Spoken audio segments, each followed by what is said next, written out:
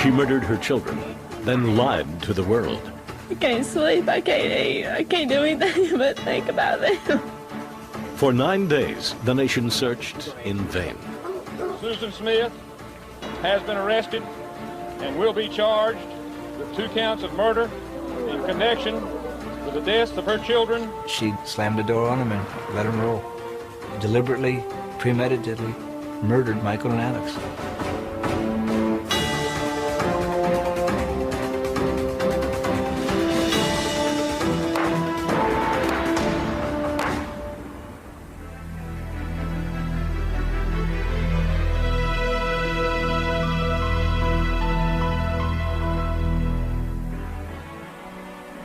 Union, South Carolina. They call it the City of Hospitality. A typical small town where neighbors know one another and life revolves around family and religion. Downtown, only 5 blocks long, is quiet on Sundays, except for the occasional passing train and the ringing of church bells. The nearby textile mills provide steady work for many Union residents. And 60 miles of highway and winding back roads isolate the town from the dangers of the nearest big city, Columbia.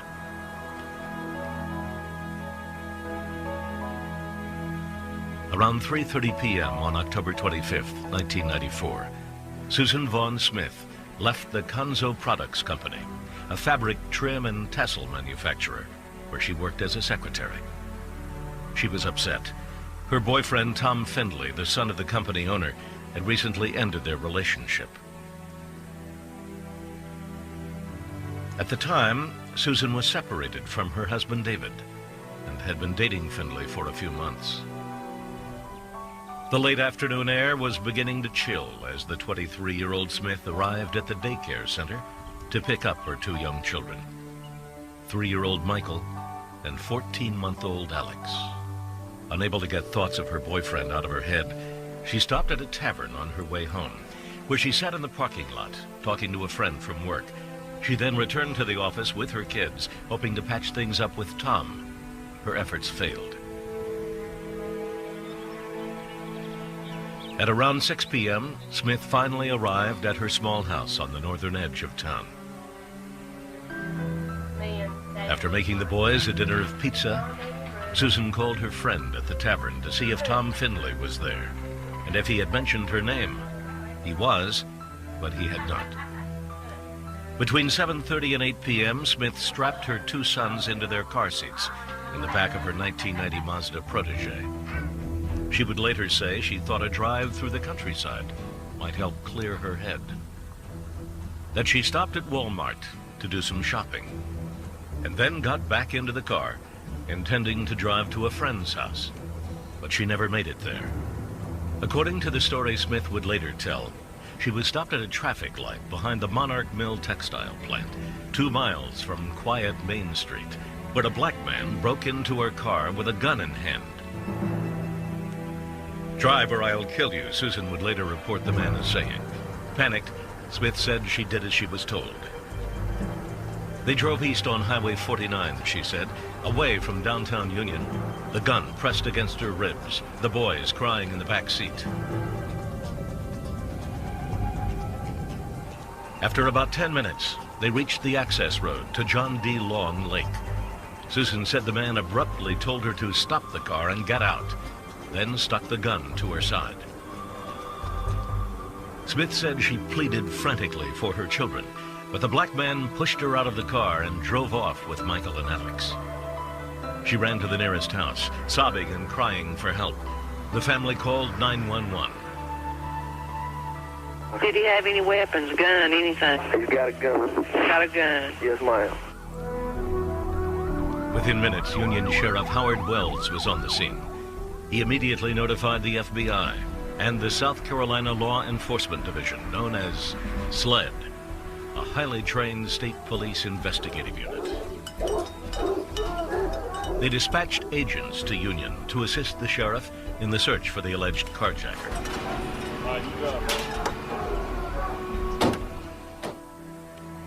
Soon after, the boy's father, David Smith, rushed to Susan's side.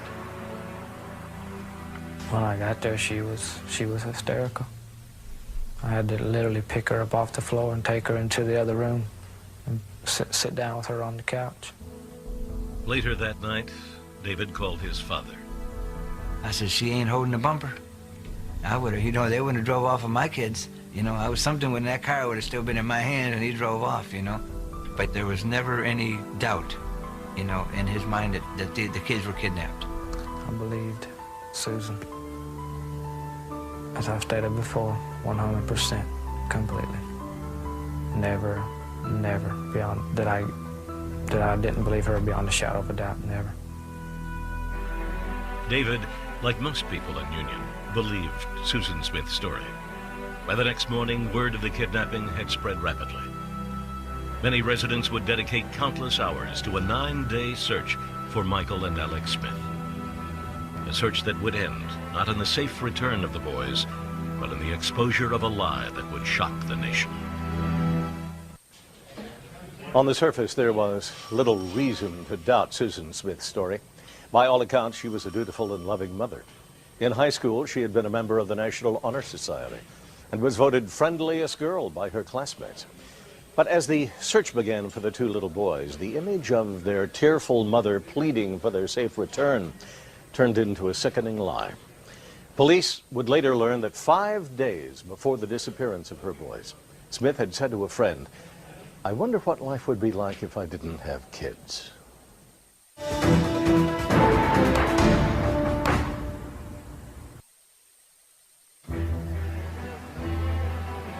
From the moment Susan Smith reported her children missing, a nationwide search began for her car.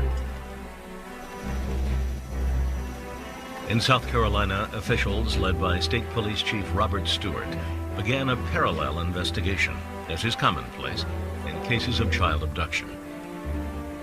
They questioned both Susan and David Smith, while following up on other leads about the supposed black carjacker. One of the problems complicating the search was that the description Susan Smith had provided for the composite drawing of the carjacker was so generic, it raised suspicion. Of course, it had to be acted on because you have children's lives at stake. But over a period of a couple of days, we had some real concerns with that and with the concerns if it was false that it would cause in the community. And we tried to be very careful how we acted on that in conducting interviews of subjects based on her description. A reporter with WIS-TV in Columbia, South Carolina, Heather Hoops, drove to Union to cover the story. Discussion started right away about that composite and how vague it was and how it described half the people in Columbia and should we use it and what should be done. And eventually we pulled it off the air. But the search for the carjacker and the little boys went on, and the residents did their part.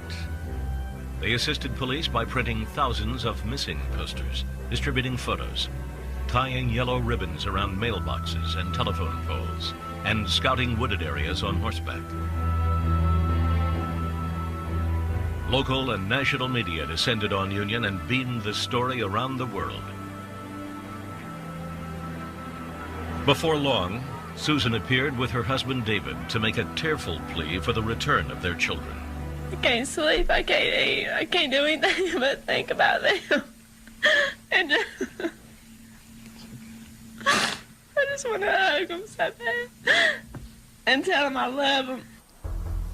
But doubts about Smith's sincerity grew rapidly. On the second day of the search, she took a lie detector test and failed. In an attempt to get a quick confession, police confronted Smith and accused her of being involved in the disappearance of Michael and Alex.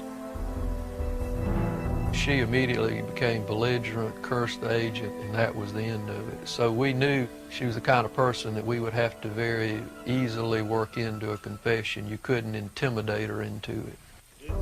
Nor could the authorities call off the search. Sheriff Wells, the FBI, and police kept on checking the hundreds of leads that came in every day. Susan and David Smith stayed with their families at the home of Susan's mother and stepfather, Linda and Beverly Russell, waiting anxiously for news. It was very long days, waiting out at the Russells, watching people come in, watching people go. You're like on a roller coaster, up and down, because there's so much hearsay. On the third day of the search, there seemed to be a breakthrough. A car matching the description of Susan's Mazda was spotted in North Carolina. But it was not her car. In vain, divers searched the waters of John D. Long Lake from the shoreline to 100 feet out. And the FBI searched Susan's house, but came up with nothing. After almost a week of silence, Susan and David Smith appeared before the television cameras once again. I want to say to my babies that your mama loves you so much, and your daddy, this whole family's love you so much. And you guys have got to be strong, because you are, I just know, I just feel in my heart that you're okay, but you got to take care of each other. And your mom and daddy are going to be right here waiting on you when you get home. As the daily interrogations of Susan proceeded, police discovered inconsistencies in her story. The greeters at Walmart didn't remember seeing her on the night of October 25th. The friend Susan claimed she was going to visit wasn't even home that evening. And there were more. She said there were no other cars in the intersection, no possible witnesses there, when in fact that light will only turn red for the direction she was traveling if there was cross traffic. On day 8, Smith changed her written statement when police confronted her with new reasons why her version of the supposed abduction didn't add up. It was like an elaborate chess match. She'd make a move, we'd make a move, until it finally got resolved. The national media was now increasingly skeptical. I would do live shots for stations around the country, and they were asking the question, well, hey, did they think the mom did it? It was a question that was on a lot of people's minds. Susan said things like, I loved them, I really did. Well, that's past tense. I mean, are they dead? Do you know something we don't? On the 9th day of the search, Susan and David appeared on all 3 national network morning news programs, declaring their innocence and pleading for the return of Michael and Alex. My first reaction is it hurts to know that that I would be accused or even thought that I would ever do anything to harm my children. As a mother, it's only a natural instinct to protect your children from any harm. And the hardest part of this whole ordeal is not knowing if your children are getting what they need to survive. And it hurts real bad. Later that morning, Susan met with police behind a local church at a recreation center. Smith, worn down by day after day of intensive interrogations and relentless media scrutiny, finally broke down. It was in this small windowless room at about 2 p.m. on Thursday, November 3rd, that a tearful Susan Smith begged Sheriff Wells for his gun. She told Wells her children were not all right and fell to the floor sobbing. She said that the car and the children were at the bottom of John D. Long Lake.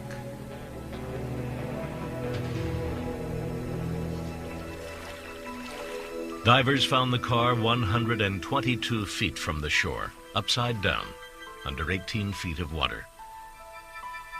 Through the murky darkness, the beam of a diver's flashlight illuminated a small hand pressed against the window. As the car was pulled from the water, the bodies of Michael and Alex were visible through the side windows. Back at the church, Susan Smith was allowed to prepare an unusual confession. They wanted to get something in writing, but they didn't want to get into a situation with a confrontation to the point where they could get nothing in writing. So that's why she was allowed to, at that point, just write out her account of what happened. In her written confession, Susan Smith claimed that she was suicidal on the evening of October 25th. that she was living in what she called a vale of tears. Not wanting her children to live without a mother, Smith said she was planning to kill herself and take her children with her. After driving around Union for over an hour, she pulled into the access road at John D. Long Lake. She let her car roll down the boat ramp, but soon stopped it by pulling up the emergency brake. Later, she got out of the car, released the brake, and let it roll down the ramp into the water. That evening, Sheriff Wells made the shocking announcement. Susan Smith has been arrested and will be charged with 2 counts of murder in connection with the deaths of her children, Michael 3 and Alexander 14 months. I was heartbroken. It was a sickening feeling that I've never experienced in my life before. I felt empty. I felt hollow. I felt betrayed. Later that night, as the car was removed from the lake, the bodies of her 2 children remained in their car seats, grossly deformed from being underwater for 10 days. South Carolina decided to pursue the death penalty against Susan Smith. Her defense attorney would say that execution made no sense, since Susan wanted to die. And the worst punishment she could face was having to live with what she had done. Back in a moment.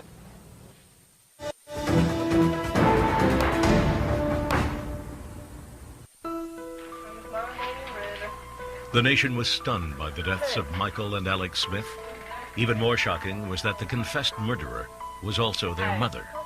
Crime statistics indicate that more than 1,000 children in the U.S. are killed each year by their parents.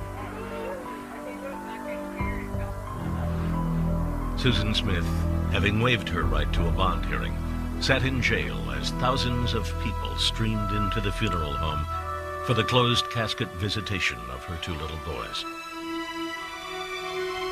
On Sunday, November 6, 1994, Michael and Alex were buried, their 2 small bodies placed in the same casket. It was heart-wrenching. I mean, that was a tough one. I mean, I don't think there was a dry eye. It was 7 miles from the church to the funeral, and by the time we got to the burial site, the cars were still coming out of the church. It was the hardest thing I ever had to go through.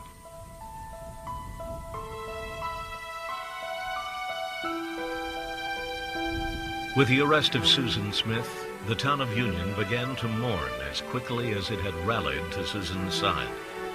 The yellow ribbons that had been tied to trees and lampposts were replaced with blue and white ones as a remembrance of the boys.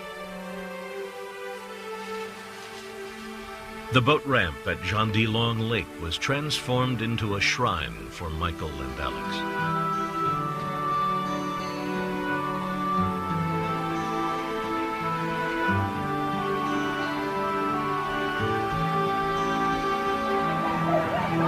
Overnight, the love for Susan Smith turned to hatred. You need to cry! They were ready to lynch her. I think the whole country was.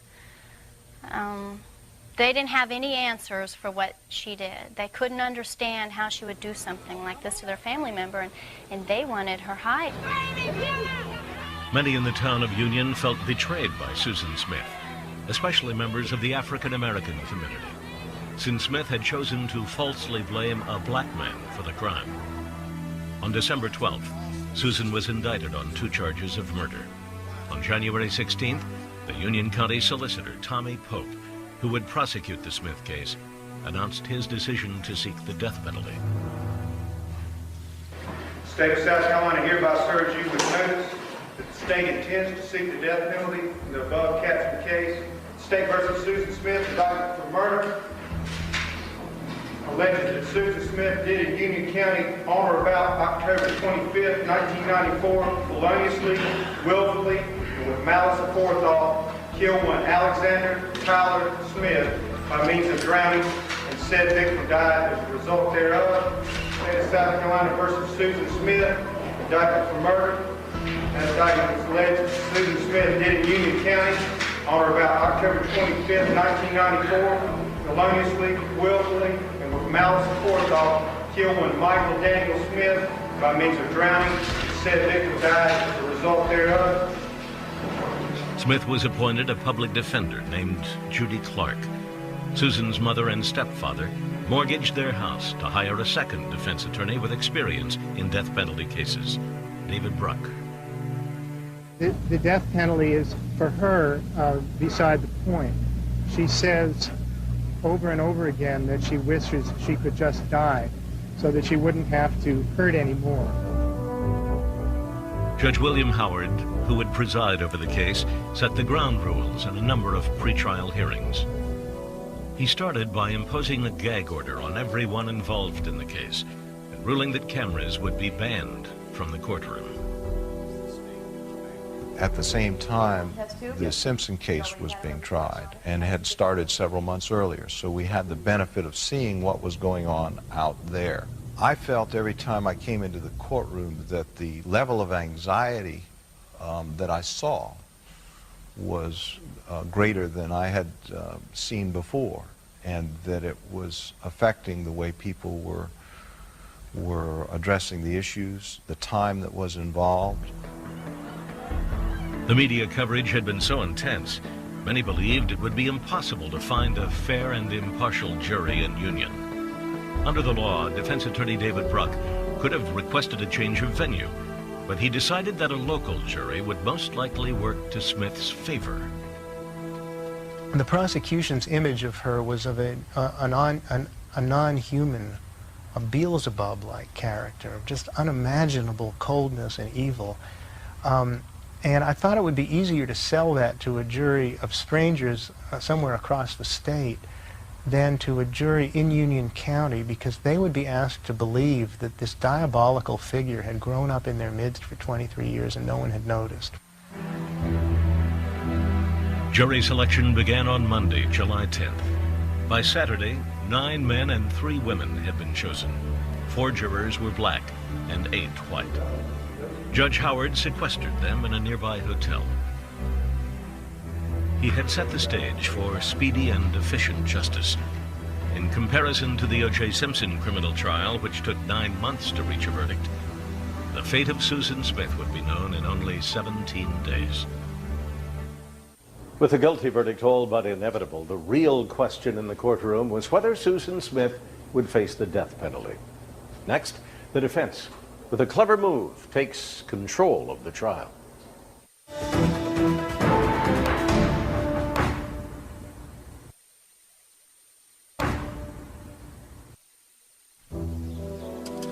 The trial of Susan Smith began on July 17th, 1995.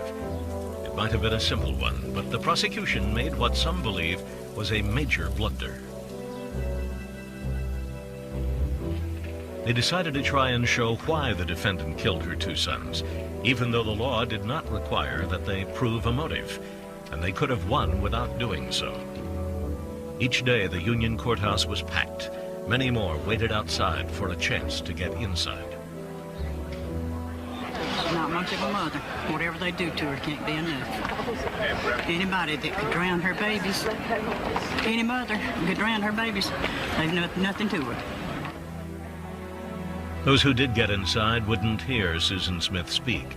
State psychiatrists had testified that although Smith was competent to stand trial, she was suicidal and might sabotage her own defense.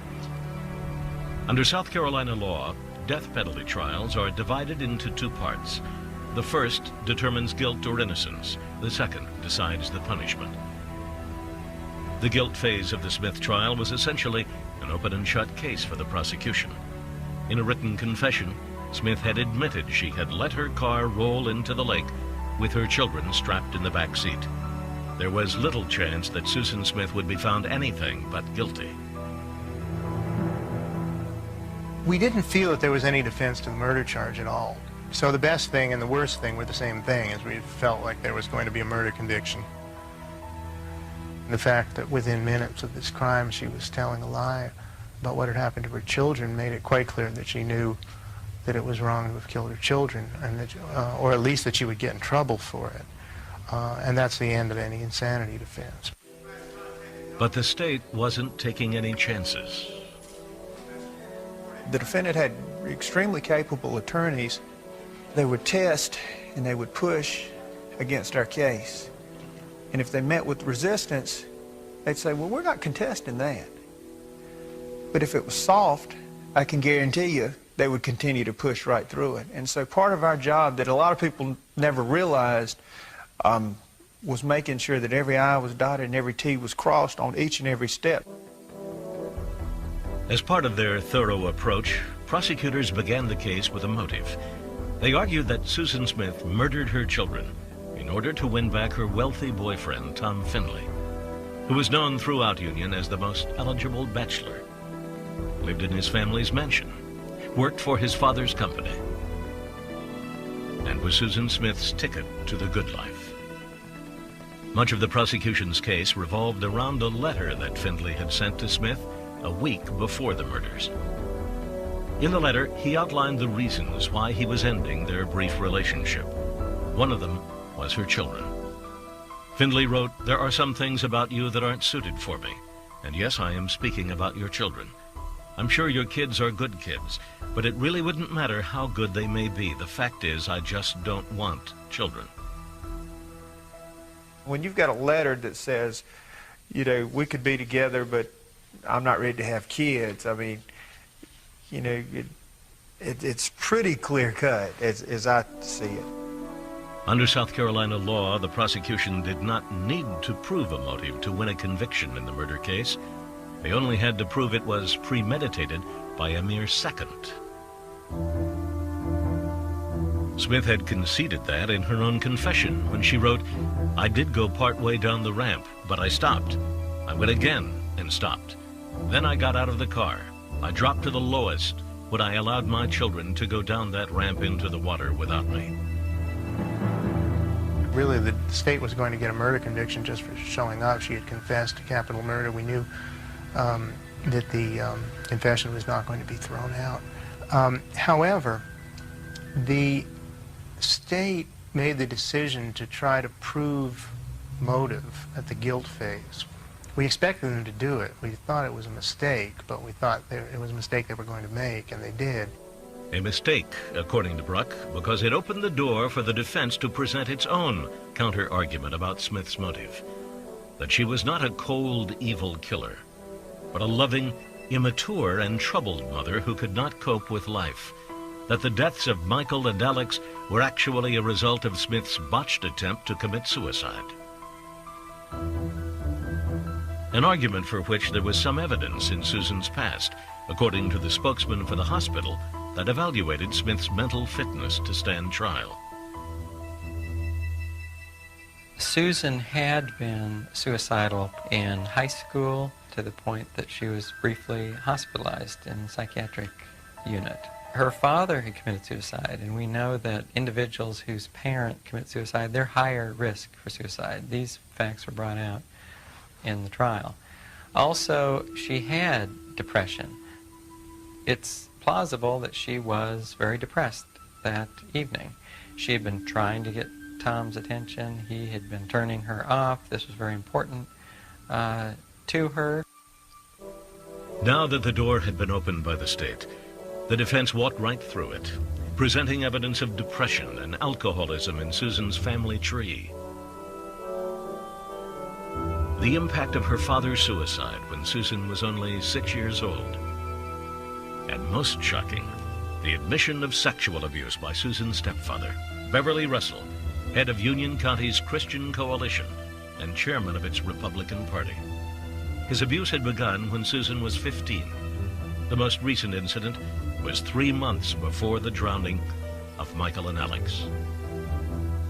We had the opportunity to show that on the available evidence, suicide was a much more likely motivating factor than a premeditated, cold, deliberate substitution of her children in favor of this remote chance of snaring a rich boyfriend. So it brought out sort of the good with the bad. It toned it down and made it into a much more complex, emotional case right from the start, instead of allowing the state to portray it in a very stark, evil way and then have the defense try to reconstruct it in a different setting. The defense took control of the case with the state's first witness and never let go of it from that point on. Because the defense was arguing that Susan's abusive past made her suicidal, but did not make her mentally ill, the prosecution was not allowed to have its own psychiatrists examine her. That's one thing that makes those abuse defenses extremely difficult, at least under the structure of our law in South Carolina. It's the lack of an opportunity for the state.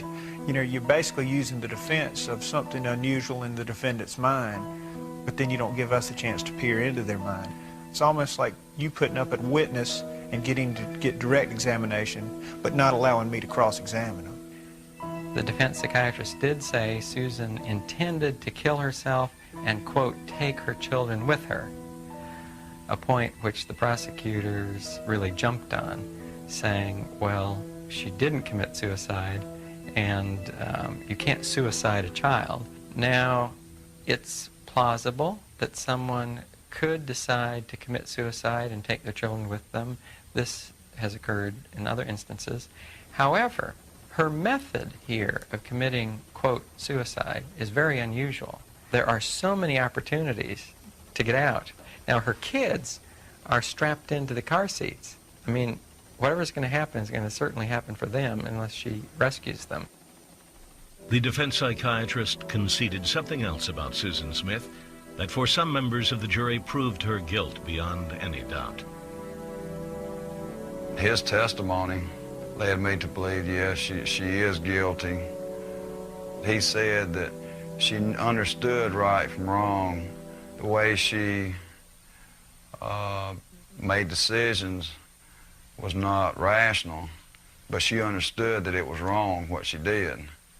So she should be held accountable for what she did. After a week of testimony, it took the jury only 2.5 hours to come back with a verdict. Guilty of 2 counts of murder. A verdict that didn't surprise anyone. But the defense had won a victory as well. It had presented evidence about Smith that might sway the jury against the punishment the prosecution was so eager to achieve: the death penalty. To that end, the state would produce an unusual videotape that showed just how Susan Smith had drowned her 2 sons. The prosecutors wanted to prove to the jury that Smith had almost 6 minutes in which she still could have saved them. Back in a moment. You tell us at aetv.com.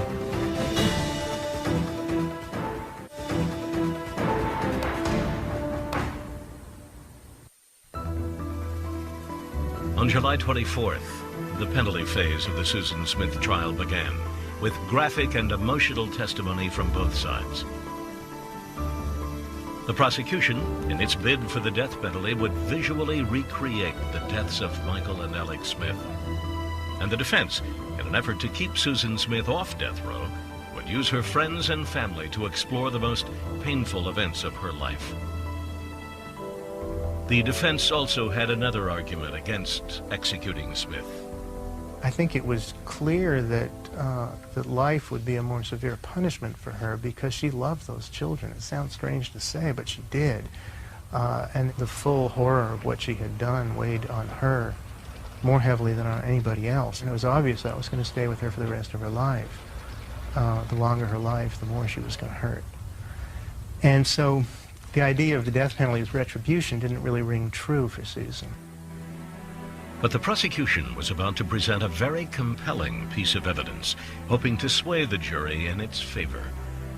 In the months before the trial, Tommy Pope had prepared a video showing what would happen if a car like Susan's was allowed to roll down the boat ramp and sink in John D. Long Lake. The recreation was videotaped from the shore, while another camera was mounted in the car, roughly where Michael and Alex were sitting.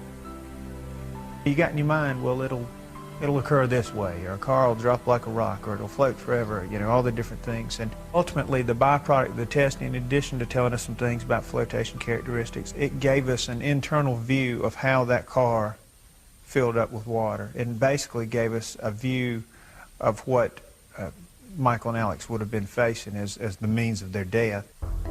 The defense objected to the video and requested that Judge Howard not let the jury see it.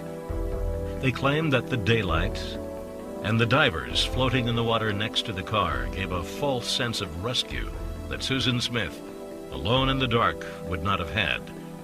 But the judge allowed it.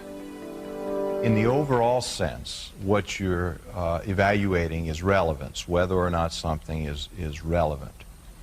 When I looked at it, what was apparent was that within the car, the water coming up was much more slowly rising than it appeared from the exterior of the vehicle.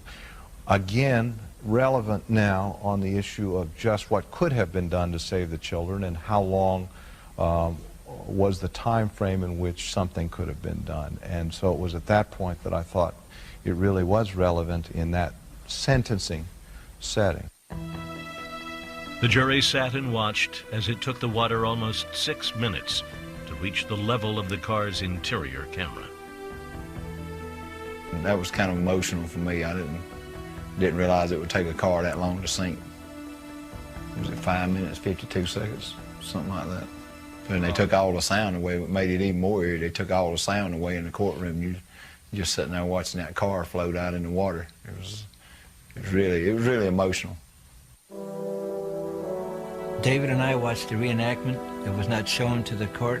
We could sit and we watched it in the reflection of the windows because the blinds were drawn behind the jury, and we could sit there and watch. It was very hard. It was heart-wrenching to watch that car just bob, and the front drop down and watch the car, because we just knew, you know, you could visualize Michael and Alex sitting there upside down, strapped in, nothing they could do. Perhaps equally hard to watch was the testimony of the boy's father, David Smith, who described the monumental loss he had suffered when his children were murdered by his estranged wife. Basically what we did was bring Michael and Alex back to life through David's testimony, with him telling about taking to the park and all the things that he'd done, and then having him relive their death. That's the first time in my career I'd ever broken down after testimony, and I talked to him and basically apologized to him for doing what we just had to do. David's testimony had the courtroom in tears. Even Susan Smith, who throughout the trial had avoided all contact with her husband, whispered her apologies as she left. She walked by and said, "I'm sorry." David just said it just infuriated him inside. You know, he was emotionally drained at that moment. It just infuriated him. She isn't sorry. I don't think she's sorry to this day. The defense, hoping to counter the prosecution's emotional testimony, called friends, family, and social workers to testify on Susan's behalf. Her stepfather, Beverly Russell, took the stand, assuming responsibility for his sexual abuse of Smith and taking part of the blame for her actions. The victim impact, so-called, ended up being much more in Susan's favor, because while David testified about his love for the children, so did everybody on Susan's side who were testifying for her. And it became clear that a death sentence was only going to increase the misery of the people who loved Michael and Alex Smith. The jury agreed. On July 28th, after only 2.5 hours of deliberation, they unanimously voted to sentence Susan Smith to life in prison. It was either death or life or innocent. So, you know, she obviously was not innocent. And I'd already made my mind up that based on the whole case, the death penalty wasn't warranted. So that was the only choice left. I couldn't think it was all her fault. I mean, you know, it was, when it come right down to it, she was the one that she the one that committed murder, but several things leading up to that that she could have been helped before all this came about? The people that were closest to her probably could have helped her before then if they had chosen to, but they didn't. And so she was left to keep going in the wrong direction with no help. Susan Smith was remanded to the Women's Correctional Center in Columbia, South Carolina. Under state law, she is eligible for parole after serving 30 years. For the defense team, it was a victory that spared Susan Smith's life. For the father of the victims, nothing short of death would have been justice. Well, first of all, me and my family, of course, are disappointed that the death penalty wasn't the verdict, but the jury, again, we respect that they took the testimony among themselves and they came back with the verdict of life, and so they returned the verdict they thought was justice. Of course, like I said, we are disappointed, but it wasn't our choice on what penalty she was to receive. American justice had rendered its verdict. But it's not the business of the law to answer the far tougher question of why a mother would murder her own children.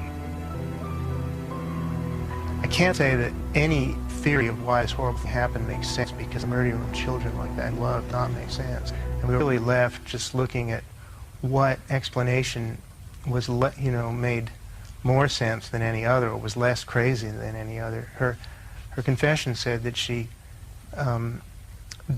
was trying to kill herself and to take the children with her in her disordered thinking so they'd be in heaven and they'd be happy and would leave this veil of tears. And that's the way people who are acutely depressed sometimes think in a suicidal moment.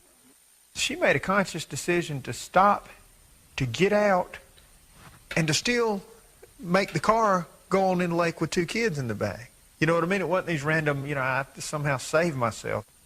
You can armchair quarterback it to death now, but I really think that, again, I give the defense credit, but I don't buy it.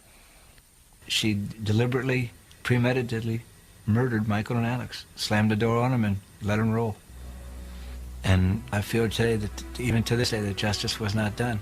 The jury, they knew they were going to have to, in that time, and have to run into Linda Russell, run into somebody in that family, have them put her on death row. They were a county of cowards. There was no justice done in Union County for Michael and Alex. Years after Susan Smith drowned her sons at John D. Long Lake, there was another tragedy at the exact same spot. In September 1996, a group of 10 people, including 6 children, drove to the shore of the lake in a van. They were there to see the memorials to the 2 Smith boys. They stopped. Some got out. Suddenly, the van, which had transmission problems, rolled down the very same slope into the lake. 7 people, including 4 of the children, were drowned. The bodies were recovered by the same divers who found Michael and Alex Smith. The deaths were ruled accidental. I'm Bill Curtis. Join me next time for another episode of American Justice.